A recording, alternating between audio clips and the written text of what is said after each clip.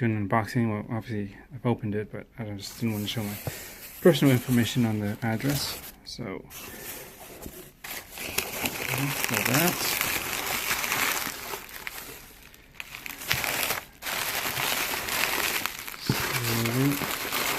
Like this.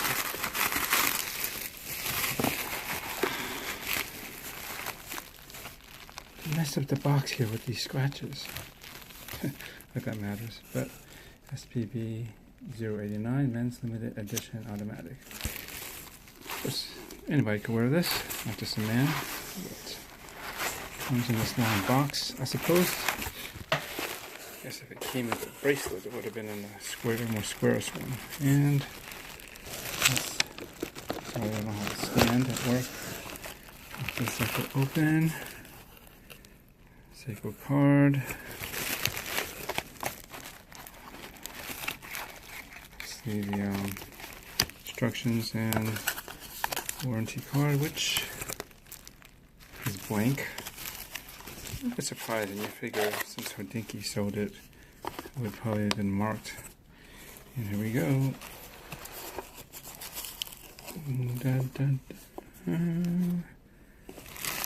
SEIKO Presage Blue Alpinist Limited Edition. Okay. I can tell you, some people who said this strap was crap. Actually, only one person I know of that I've heard that from, which is Adam from 1010 Talk on YouTube. But this is a far cry better than, I believe, the it's not that bad. It's kind of supple, smooth. It's definitely better than that croc textured one that I believe the green SARB 017 came with. So is that, you can see it's running as it should. It's probably been in motion. And I don't know why they have only one sticker up here. Probably should have had it on both ends. They were trying to protect the lug. So I am not going to. I'm waiting to see if I should unbox this fully. Let me see what the number is on this as well. But as you can see, it's got the same basic finish and polish as my dirty fingers here, as the green version, which it should. The only thing you're changing is just the blue dial from green and silver from the gold. And I don't think they've changed the loom color. It would be awesome if they maybe used their blue one, but the proprietary green SEIKO loom works just fine. Let's see. There we go. Let's turn it down slightly so you can see it better. Yep, pretty legible, as it should be. What else is there? The question about the dial. It is definitely a radiant sunburst color. Let's see, I'm just going to pull this up out from this. You know, I've never held the original SARB 017, the SARB 017. It's never gone to the green gold, although I like the design of the watch. Let's see, compass bezel should move just fine. Yeah, I can definitely see. It's radiant, you know, it goes blue to blackish or dark blue, depending on the light and the way you angle it. You see it kind of fluctuates. Is it a matte dial? No. I think you're going to get a radiant. There's been some debate over this. I don't have a problem with the radiant. It's not like it's, maybe if I go out in the sun it might be different, but it's not like it's super radiant. And I believe there's basically a matte, or at least a satin kind of sheen over the surface of the dial, which should lessen the contrast in some angles and lighting and give it a more flat, more uniform appearance possibly. But other than that, I think this should be fine.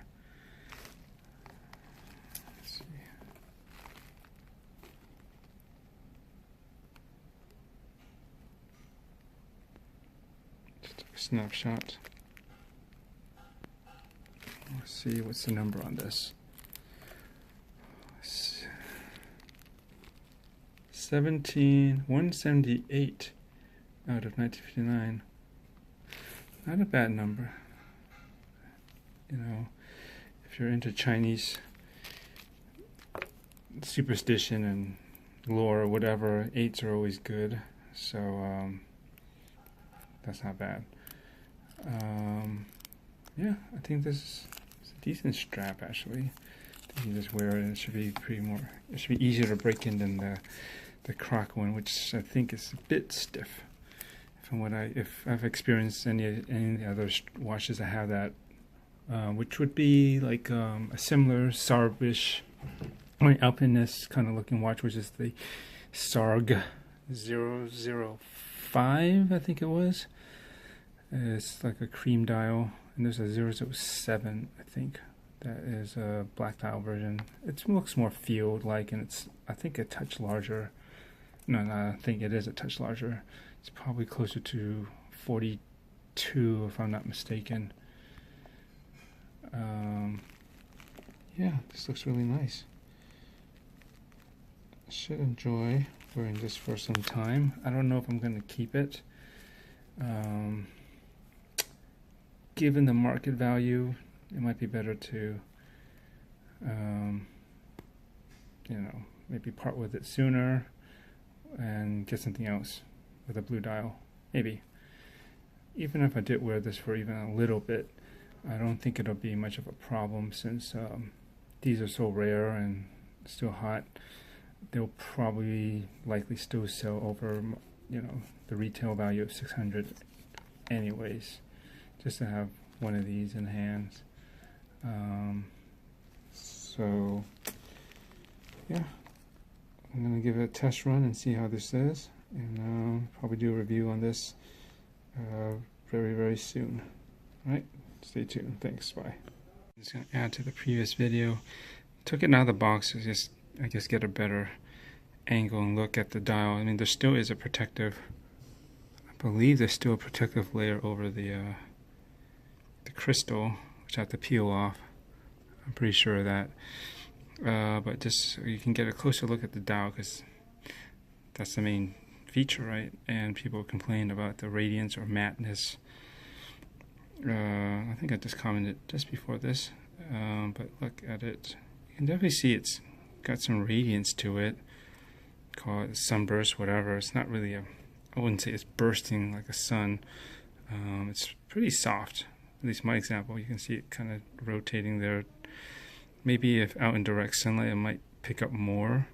But just looking at the finish of it, I mean, it's not like it's glossy or shiny on the surface. It's just, it's pretty matte, or what I consider satin finish to the dial. So it's, let me just tone this down a little bit. My auto balance or exposure might bump this up later.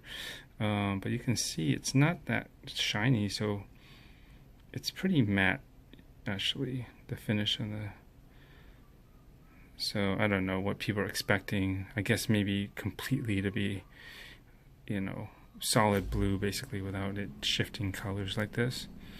But I'd say it's kind of in between. You got the radiance and you got the matteness on the surface, and depending on the angle, it becomes more subtle or more pronounced. Yeah, so I don't think it's too bad. It's still a nicely executed dial. It's beautiful and unique.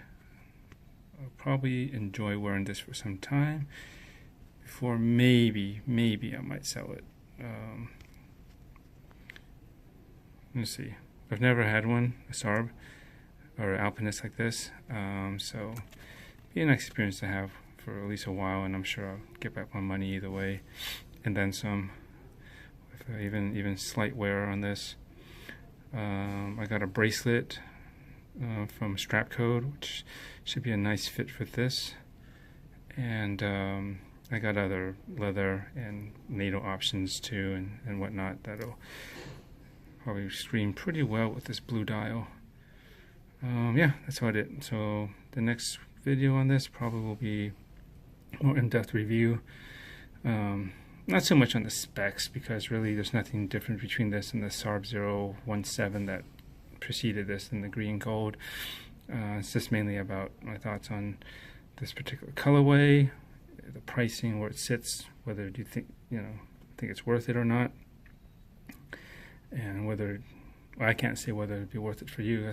Watches are so totally subjective, but more feedback and maybe views on this might help you or anybody else decide whether this is something you'd want to strive to achieve. Pick one up on eBay probably at this point. Is it worth the price hike that it will probably come with such a watch? Or if you already own one, maybe help you decide whether you want to keep it, and maybe, I don't know if it really would justify keeping it or not, or selling it. But we'll see. Time will tell. Thanks.